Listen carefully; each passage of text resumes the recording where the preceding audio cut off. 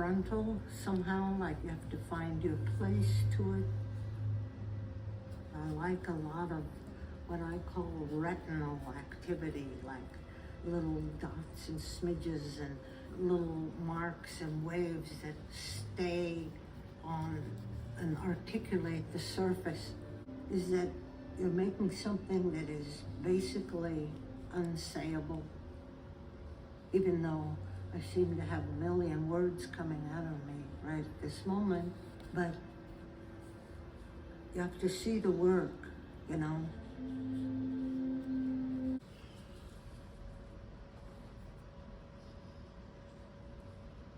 This may be the 9th time I'm painting it. Each time I try to articulate it however I'm able to at the time. And if I lose it, which I often do, then I paint it again. For me, this part is interesting because this is a part where I'm like building. You know, I'm building the work from the beginning.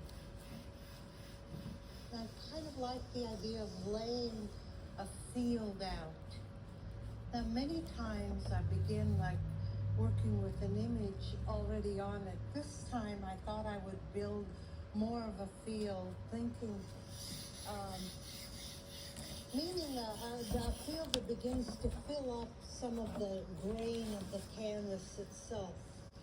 This is all part of the work. In fact, I often now talk about building a painting instead of, you know, painting a painting. Like I'm building a painting, I'm making a structure that's a painting because it's a two-dimensional object. This painting has such an illusionistic space in it. I think I remembered kind of feeling the joy of being able to paint anything. At the time I painted a lot of different objects, things that turned on, you know, like my hot plate and the lamps. Everything pretty much I had in the studio. Then I started painting images of little clippings, and this is one of them. I sort of like the painting. I'm trying to see whether it can sort of hold up to my having had maybe 35 years of painting after it. I think I painted this near the Vietnam War. I was remembering the planes when I was in Europe myself in 1944, just a small child. I remember the airplanes. I'd never seen one, of course, but I heard them. This is a invented thing, you know, that it's not like a copy of nature or a copy of photograph. My father built the exact replica of this famous traditional building.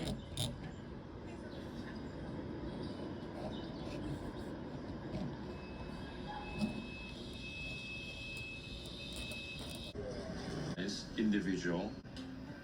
For me, it was more important actually coming from Korea to the United States, and that kind of displacement, the cultural displacement, allowed me to compare to different cultures. So I was able to actually look back and think about these issues of individual and the collective.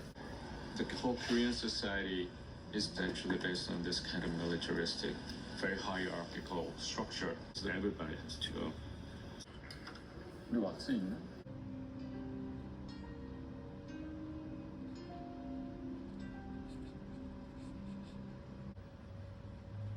Basically, I think art is, it's just a way to think.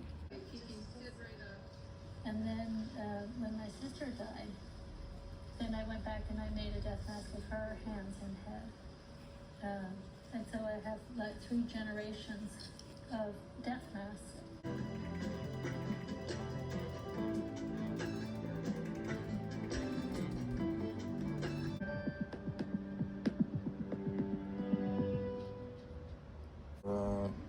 Creating this alternate universe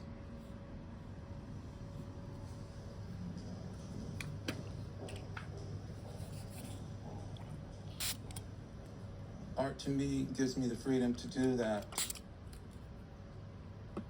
I don't feel constrained by subject matter or so many things. I mean, I welcome practically, anything into the drawing. I think it's work that is best when there isn't any final resolution, when you don't arrive